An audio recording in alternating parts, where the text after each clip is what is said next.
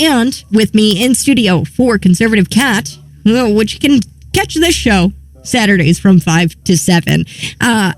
With me in studio right now is Steve Harsh and Jerry Klinkner. They are both running for McLean County District. It's a McLean County Board District 4. And they're going up against some Democrats, Jim Rogel and Crystal Abel. So we are going to be talking about Jerry's letter, which he's been passing out door to door, and that addresses this whole defund the police movement. But first, I wanted to talk about Crystal Abel and Jim Rogel and how Crystal is not installed or appointed to the county board currently. That was voted down by the majority of the McLean County Board. But you were telling me, Steve Harsh, about Jim Rogel and how he even got his position on the McLean County Board. How did he get his position on the McLean County Board? He was appointed because the person that held the seat moved to another district or something. But anyhow, he was left the district, and so since he was a Democrat, it had to be filled by a Democrat. So Rogel applied for it, and he got appointed.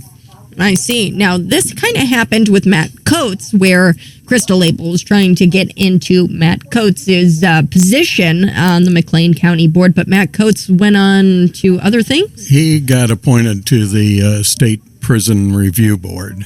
Oh, so Matt Coates, the Dem, is on the Illinois means state. After January the 1st, he can let all these people out of prison. And they're currently doing that. So there's actually a soundbite that I'll play later in the show. Darren Bailey, he came out in the debate and he had said, well, look no further than the Illinois Prison Review Board, where they've let out hardened criminals. Correct. Yeah. What a safe society. Matt Coates, I mean, to have these Democrats serving, and this is how it all works, right? And this is why Governor J.B. Pritzker has taken some sort of interest in McLean County. Jerry, I want to ask your thoughts on that. Is McLean County purple? Is it blue? Is it red? How long have you lived in McLean County? And do you think that McLean County, especially District 4, being that they've already had two Democrats in that district, do you think that it's possible to flip it? I think it is possible, and that's exactly why I'm running. Yes, I think there's more Democrats than Republicans, at least at this point. We're hopeful that that will change this election. Mm-hmm. What it amounts to, I think, Jerry, is if we can get people off of their butts and get up and do something and vote. Nothing's going to change sitting there and just thinking that everything is going to hell in a handbasket and nobody does anything about it. Until you get off your seat and go vote, it's not going to change. And there are enough people in this district and everywhere else to make that happen if they're motivated to do it. Now, do you think that Jim Rogel and Crystal Abel, they've got a chance because they've made some sort of name for themselves? I know Crystal Abel is very active with the Democrat Socialists of America, I believe. I know that she was very, very much involved on their social media accounts. And I mean, just to read, hang on, let me pull it up really quick. Crystal Abel, just to read one of her Facebook comments. She is a self-proclaimed Antifa member. She says, this is also another prime example of how we know it wasn't Antifa groups storming the Capitol, LMAO. We don't use FB groups, private or public, LMAO.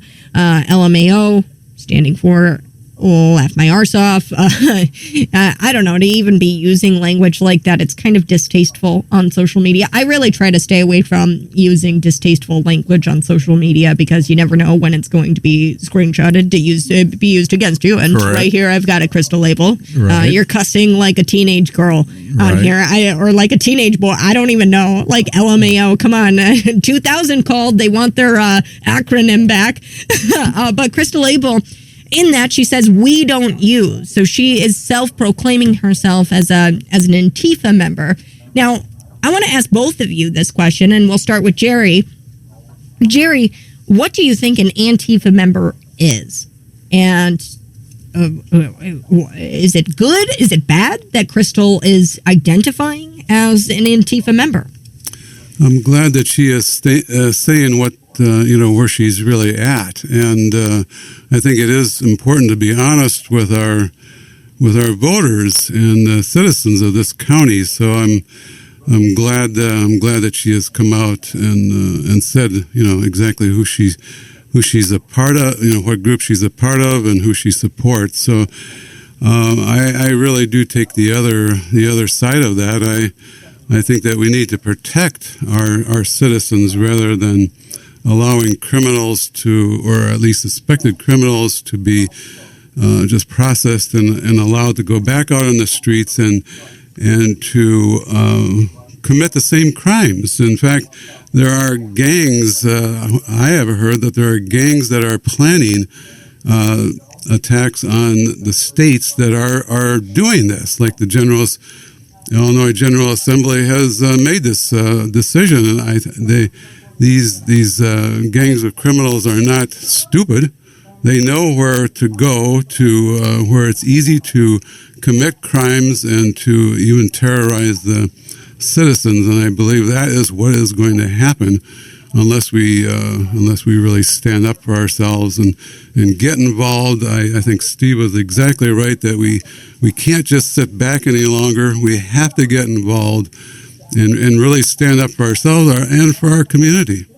And Steve, your reaction to that comment, and then also I agree with you. I think that Antifa it's gang violence, and it's coordinated, it's cunning.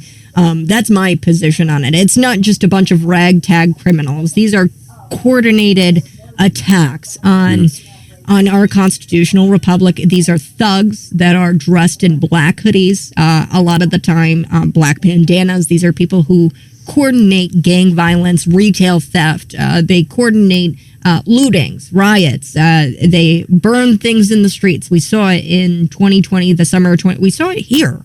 What was it? The Target.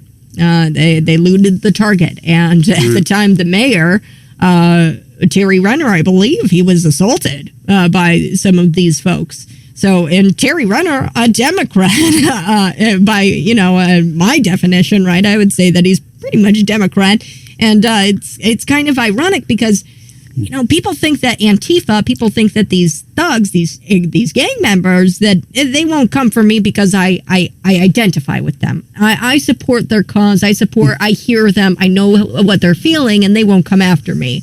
They're not going to stop you and say, hey, are you, and they're not going to comb through your social media to see if you're a self-proclaimed Antifa member before they come knocking on your door, bust out your window, or throw a rock at your child sleeping in the other room, or like a brick through the window. That's the reality of the situation. Steve, your thoughts? Well, Antifa, first of all, is supposed to be anti-fascist, is actually what it is, what it's supposed to be. But like everything the Democrats do, it is exactly the opposite of what it's labeled.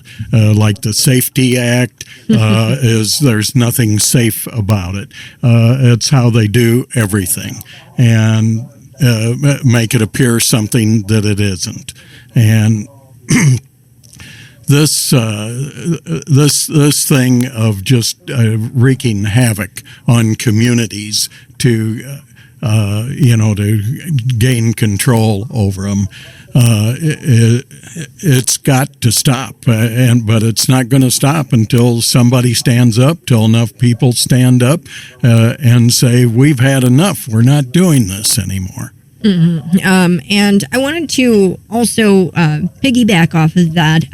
You're standing up, and Jerry Klinkner, who's running for McLean County Board District 4, and Steve Harsh, they are joining me here in studio. And I wanted to just read a little bit of this letter that I had received from a few listeners, actually. So you're really making some waves over there, Jerry, with this letter, because a lot of people are getting it into their hands and they're talking about it. I'm going to read a little bit from it. For more information about this disastrous bill, this is the SAFE T Act, you can do an online search of WGN Radio.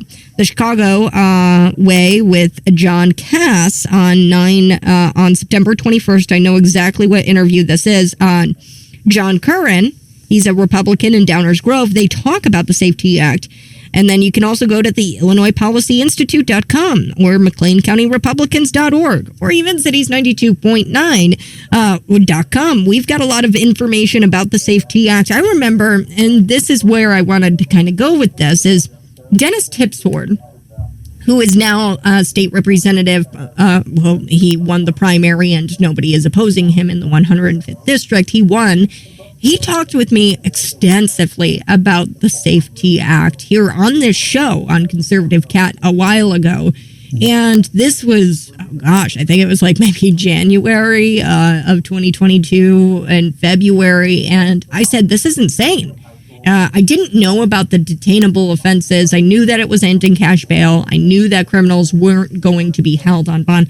I did not know at that time that murderers and arsonists and second degree murder, manslaughter, kidnapping, just drug induced homicide. Yeah. You could stab somebody with a heroin needle and get away with that.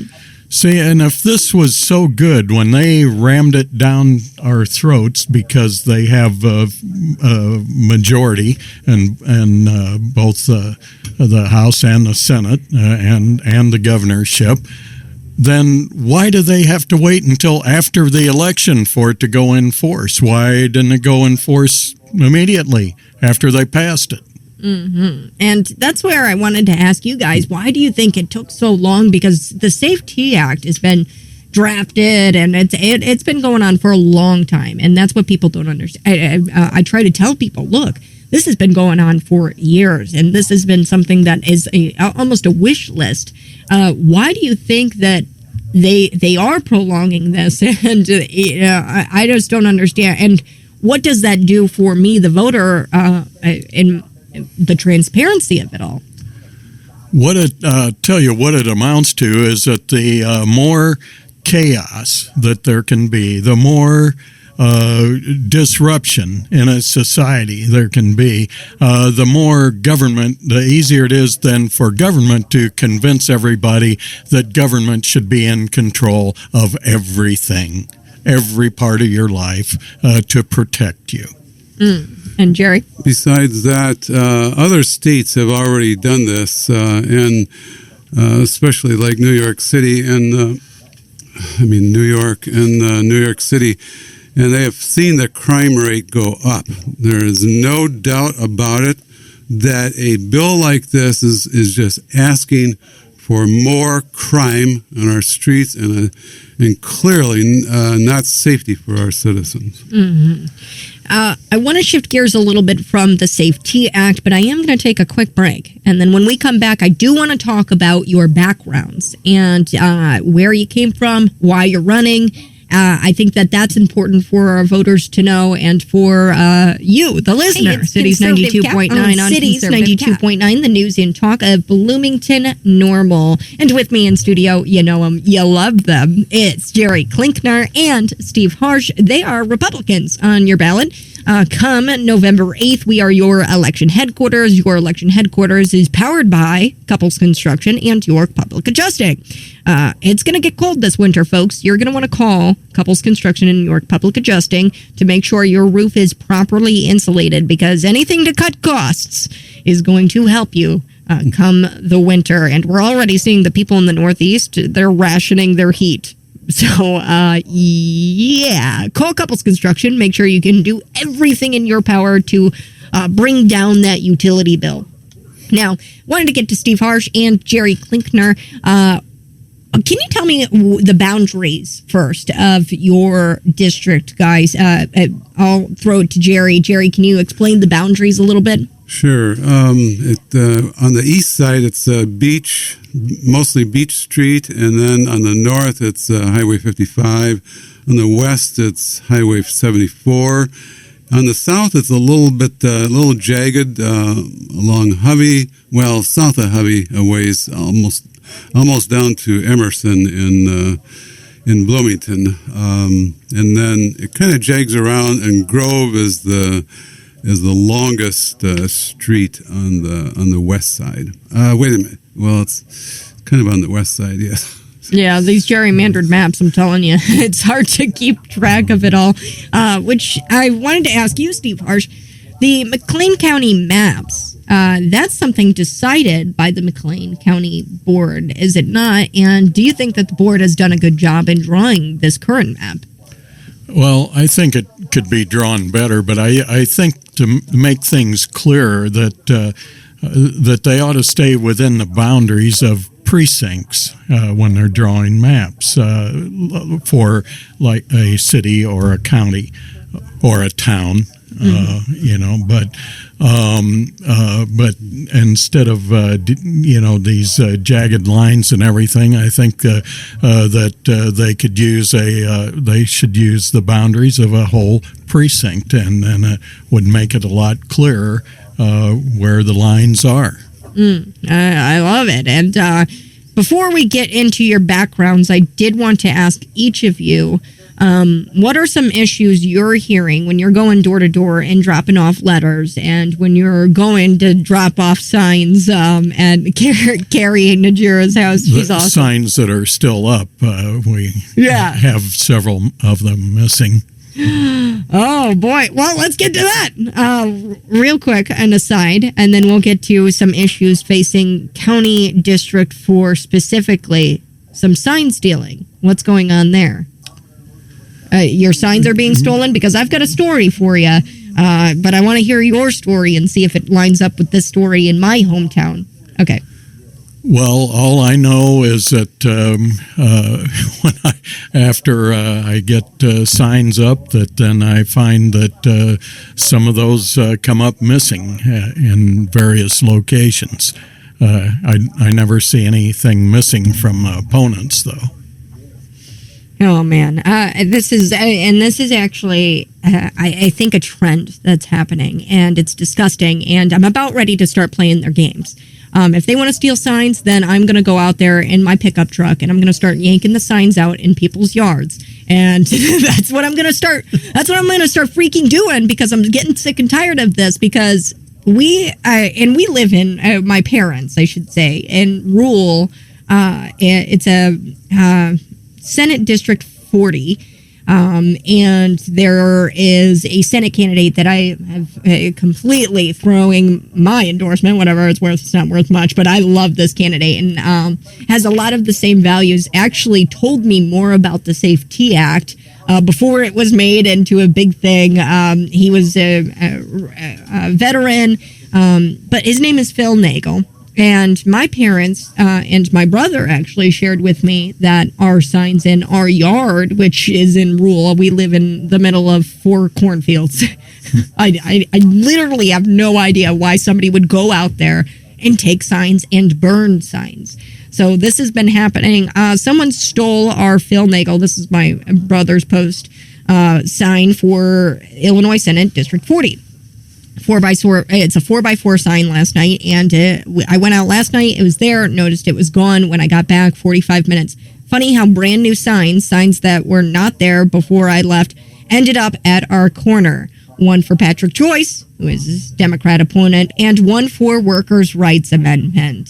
Oh, isn't that freaking fantastic? And Steve, the next time I see a Crystal Label sign, and I know that this is, I don't know if it's illegal, but the next time I see a Crystal Label sign, I'm going to do everything in my power to clench my teeth and to not rip it out and throw it across the road, because I swear if this happens one more time, I'm going to lose it. And Jerry Klinkner, I see your signs all the time. I see the Steve Harsh signs. You did really good with the Steve Harsh signs, because the signs work, because I was very, very new kind of to the community 2021, and I know you had, and we're going to get into your backgrounds, run for Normal Town Council.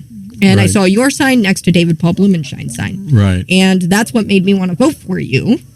Just Okay. because your sign was right next to his and in a yard, right? But right next to, Right. everybody who I was currently voting for didn't meet you or anything like that. And Yeah, I voted for David Paul too. yes. And I knew David Paul and I knew what he stood for. And I was like, well, if his sign is next to David Paul's, he's got my vote. Because Right. you had to pick three. So, and I was, Right. I picked Carl, I picked you, and I picked David Paul. Right. Sorry, Scott Preston, but I did not pick you. The three best. Yeah. So that's absurd to me, and I don't know what that is with the crystal label signs. It's funny how they rip out signs, and then all of a sudden, replaced next to it are these stupid worker rights amendment, whatever, so-called workers' rights. So-called workers' rights, because it has nothing to do with workers' rights. Yeah, It's all if that passes, what it amounts to, excuse me, what it amounts to is that we will not have there won't be any need for a state legislature or governor anymore, because unions will be in complete control of the state. And it's going to raise our property taxes, if not for any reason. Gosh, yes. And Jerry, I wanted to ask you about this because you're going door to door. I'd imagine the issue of taxes comes up. Property taxes, what do they look like? And you guys live in the district. I don't know if you're comfortable sharing. What do they look like for your district? How much do you pay in property? If you're not comfortable sharing, that's okay. We get buzzes all the time that people share their property tax information. But what's it like there in District 4? Well, there was a property tax increase this year, so I think just about everybody did get an increase, and the taxes are going to have to go up if if the inflation keeps going up like it is, and that's I think that's caused mostly by the federal government, but inflation definitely eats into our money, the amount of money that we have, and that goes for the county as well. I mean, that's in some ways they're kind of forced to raise property taxes, but it's certainly going to hurt working people and the poorer people the most. See, what happens with the property taxes is that on the areas, first of all, they're all paid to the county, okay? But on the areas of the county that overlap, like the city of Bloomington, the town of Normal, everything, when they overlap an area like that, then the county has to take that portion that they've collected that overlaps the city and then reimburse the city back to that amount. And a thing that I would like to see is that when we're paying these taxes, we're paying for law enforcement, fire protection, roads, streets, sewer, water, all this type of stuff is supposed to be taken care of out of our property taxes.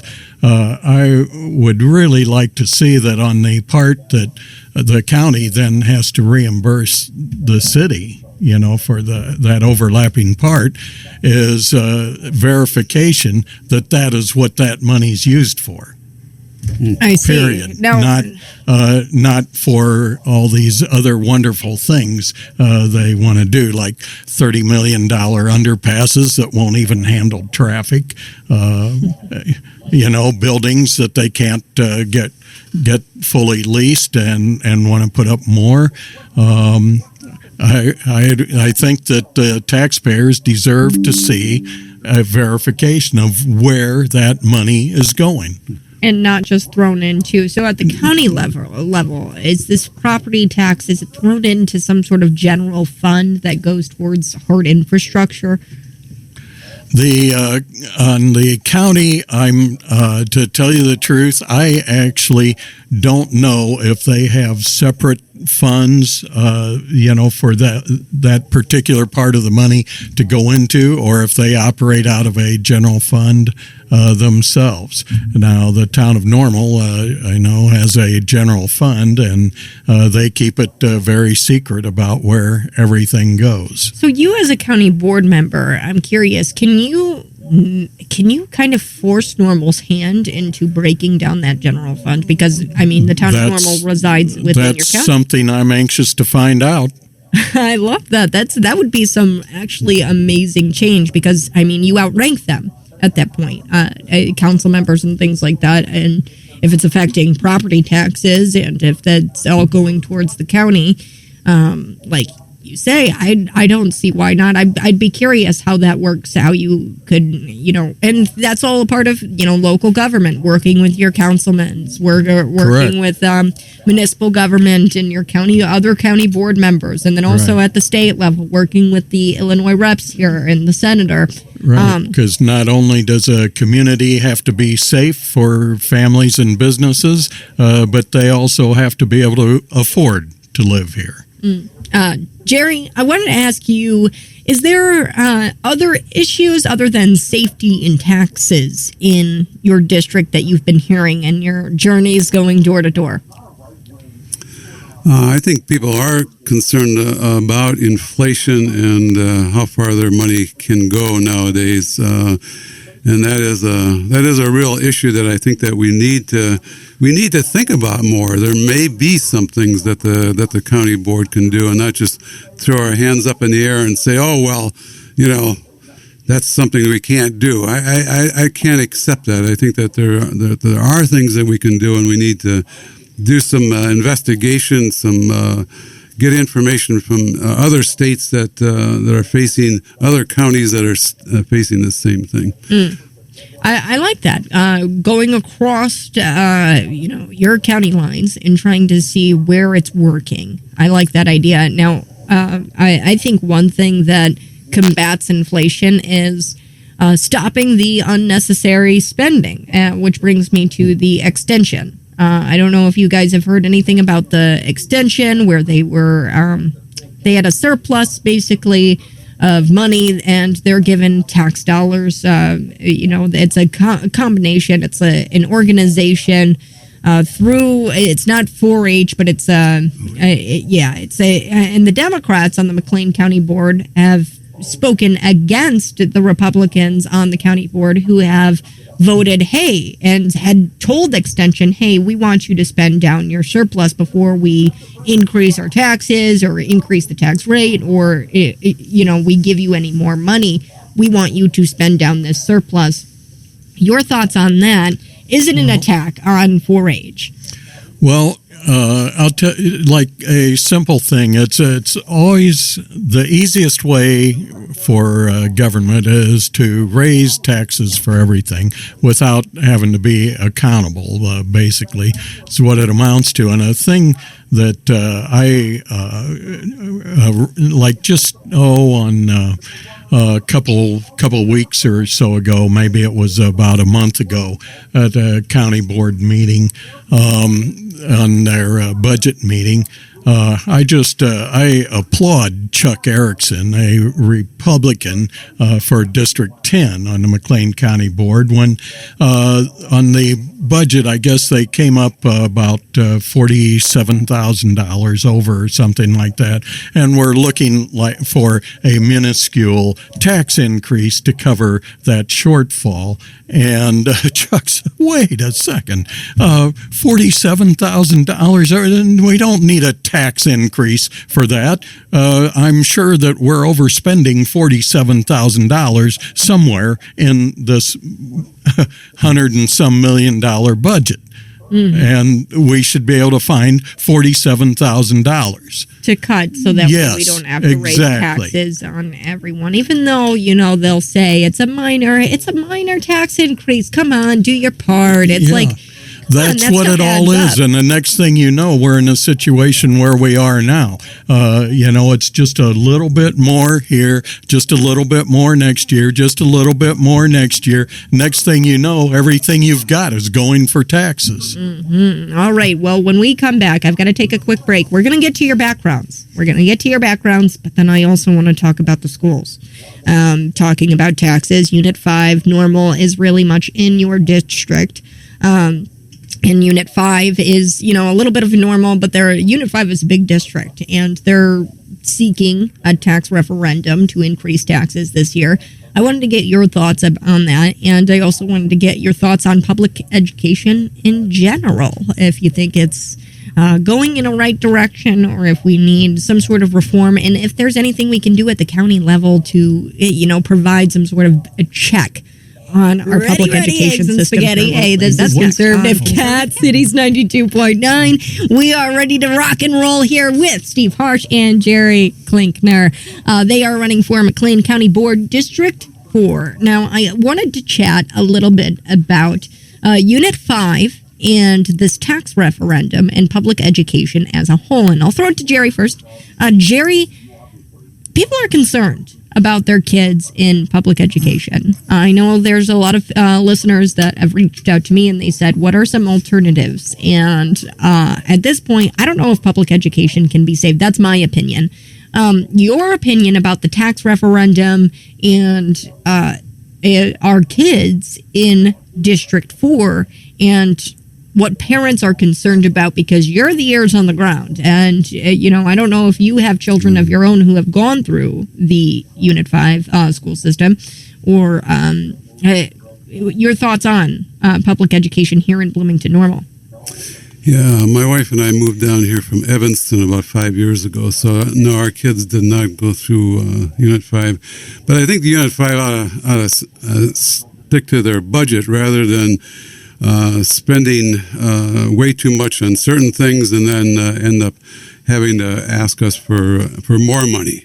They need to live within their budget like the rest of us. So that's basically my. Do you think that there's anything you could do as a county board member to address public education? It's probably similar. I don't know the powers of, you within the county board and talking with the people in normal or talking with the people within Unit 5. Is there something you could do? I know you had run for school board member. Maybe that would be a school board member decision. Do you think you'd have any kind of influence over that? Or I don't know if we'd have any influence, but yes, I think parents need to be involved, and they should get involved and not be put off by something that the federal government calling them terrorists and stuff like that. It's just awful. We need to be involved. Parents are the most important people in children's lives, not the schools. That I think should be clear in our minds, and definitely clear for the schools to follow that. And I would encourage parents to get involved and go to the school board meetings, and please get in touch with me if they're really interested in getting more involved. Now, I wanted to also ask, you had brought up the domestic terror thing. You actually ran for school board in the 90s? Yes, 95. Mm-hmm. 95. Why do that? My older son was just going into the 9th grade at the time, and I was concerned about some of the changes that I saw happening at Evanston Township High School. So that's why I ran for school board at that time. Mm. And that is the type of attitude that we need all of the parents actually to have that have children going to the public schools here. If you don't like how things are run, that's why Jerry and I are in this race, is to try to make a difference and make our stand here. But the county is not. Really doesn't run the schools or the school district or the school board. But That's why it's so important for people that are, say, unhappy with how things are going, that they get involved and get to the meetings, go to the meetings, and or stand up and run for that board and make a difference in it. Do something about it. Complaining about it all the time doesn't do anything. It doesn't hold water. Yeah, well, and it's because we know it's very, very clear that the opposition, the school itself. So I'm just going to read a little bit here. And I know it's kind of a little off topic, but I think that the education of our kids in this county, and being that Unit 5 is so huge and definitely encompasses a lot of yours, I think that it's relevant. We know that the other side is going to stand up and presented her, so Kristen Weichel, she presented her informational talk. It was a dog and pony show, and she argued why the school district needs an increase in revenue, pushing the envelope as far as she could without directly asking people to vote yes for the referendum. That, of course, would be against the law, being that she is the Unit 5 superintendent.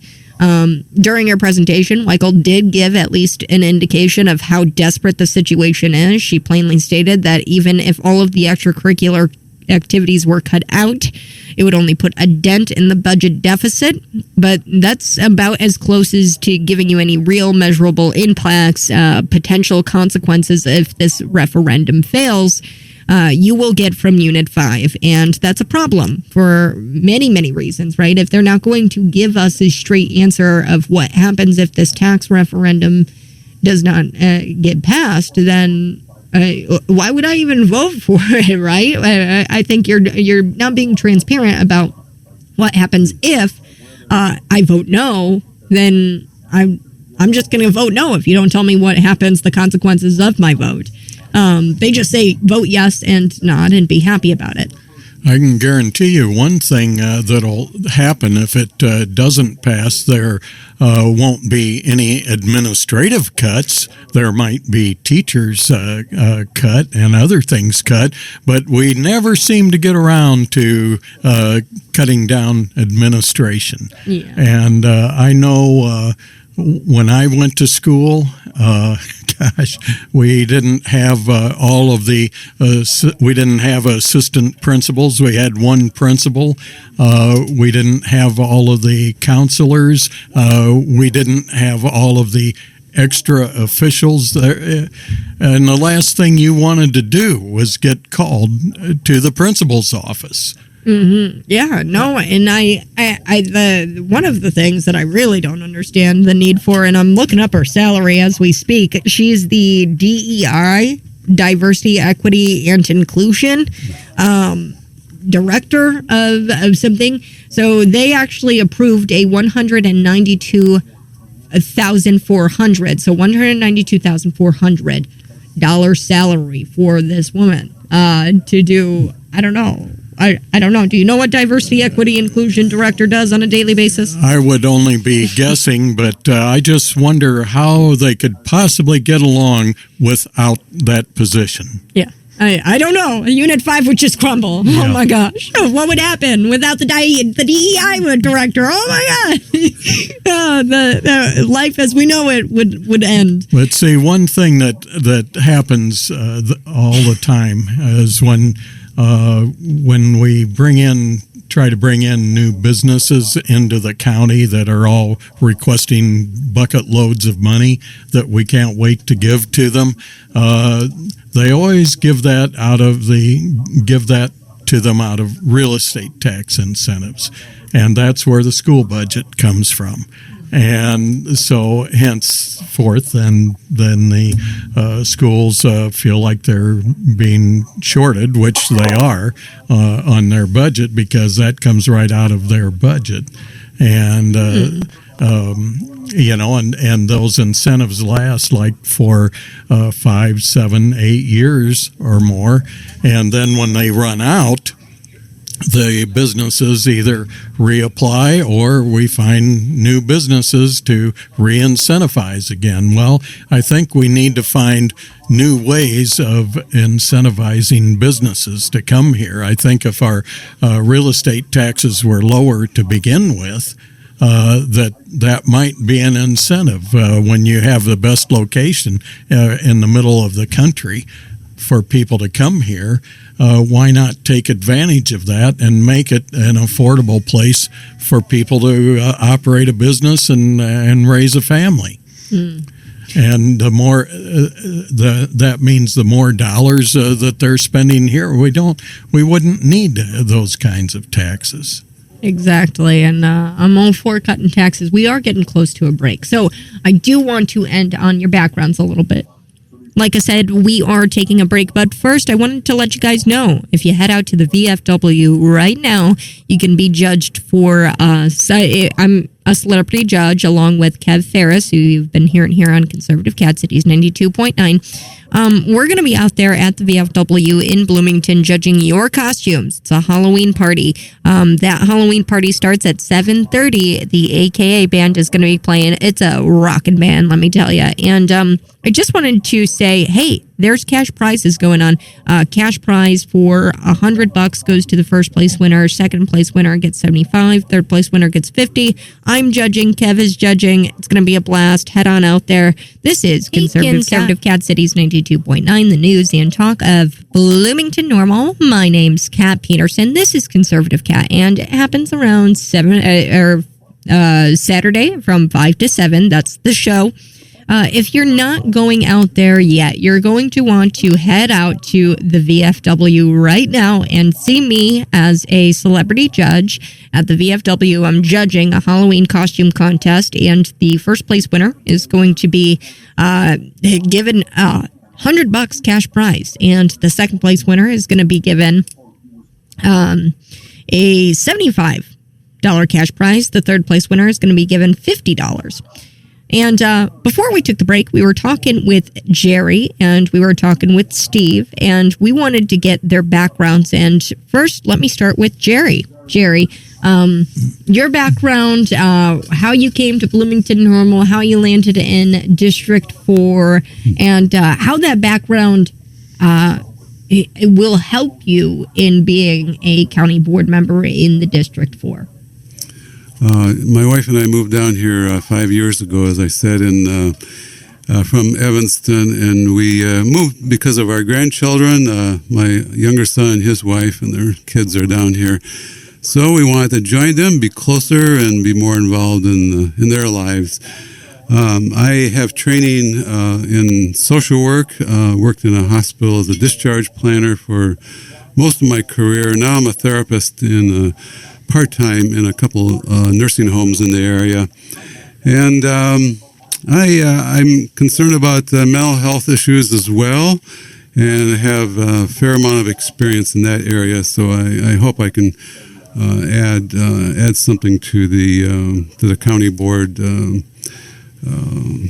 work in that area. So in mental health? Well, yes, in mental health. Yeah, I like that. So your background in mental health, did you work in some sort of environment where you worked with mental health patients? Right, yes. Yeah, clients who are, mostly clients who are depressed or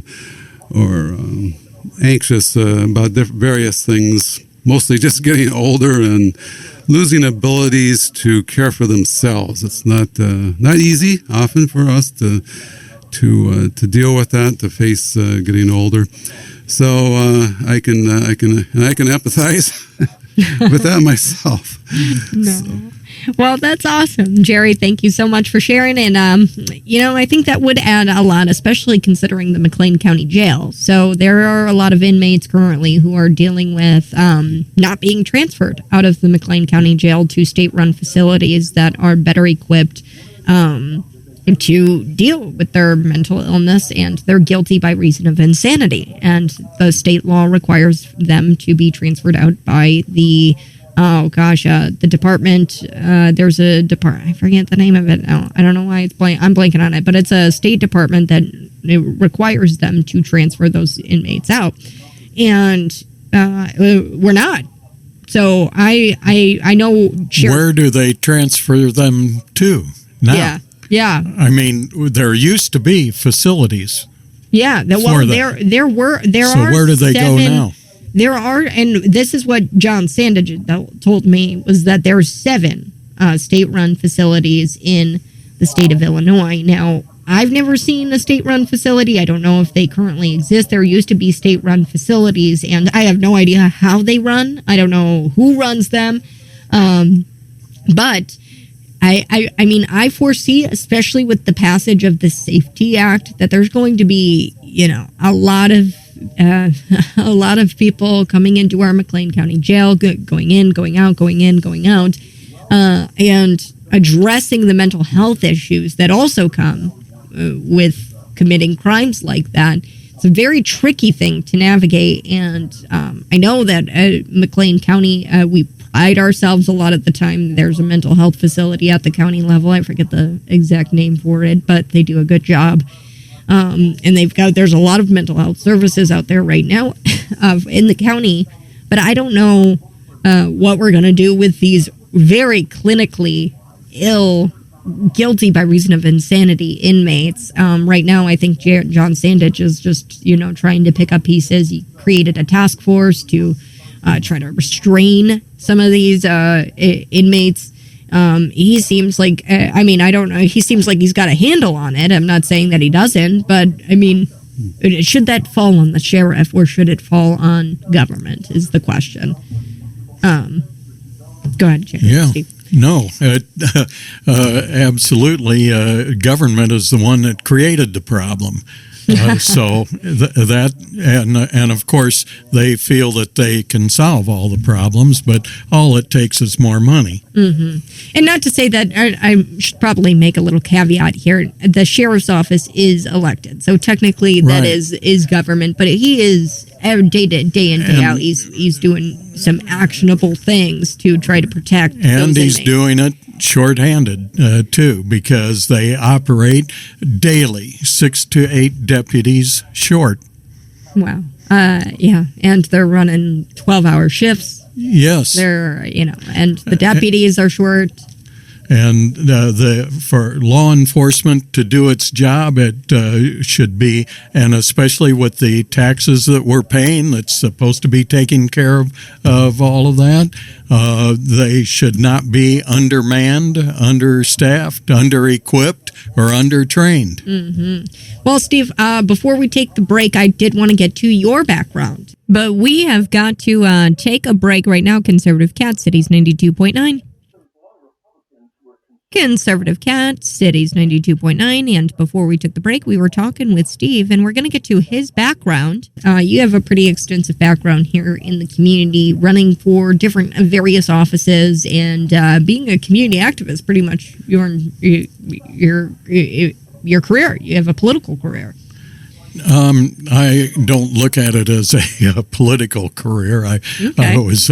It's just a matter of after being in business for so many years on the retail side, real estate business, and financial business. I've been for the last 30 plus years in the financial services business. You get to a point to where you've had enough of this taxing and spending by government, and it doesn't stop. Nothing stops until somebody stands up and does something, and I'm just making my stand, as all it amounts to. We got edged out on the town council race last time, and I got talked into doing this on the county board. I thought I was done after that, but anyhow, I've decided that I would go ahead and do it, try it another time to make a difference and see, but it's up to the voters. On the town council race, for example, where we got nosed out, 15% of the voters showed up to vote. 85% no-shows. So if you don't vote, if you don't exercise one of the two most precious rights you have in this country, the right to vote, and if you don't like how things are going, you have a right to run for office to do something about it. And if you don't, especially if you don't vote, then don't complain. I love it. I love it. You need to get out and vote. Thank you both so much for joining me here on Conservative Cat. And folks, they're running. You can select. You have to select 2 on your ballot. It says you can. Well, not have to. You don't. You can even abstain if you. But you can select 2 people for the County Board District 4.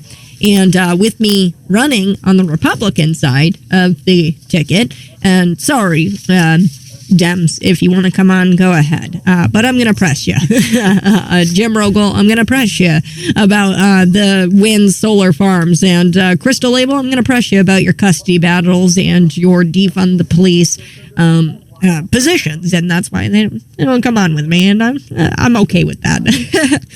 But there's 2 Democrats running in that race, and then there's 2 Republicans. These guys are running together. You can select 2. It's Conservative Cat, Cities 92.9.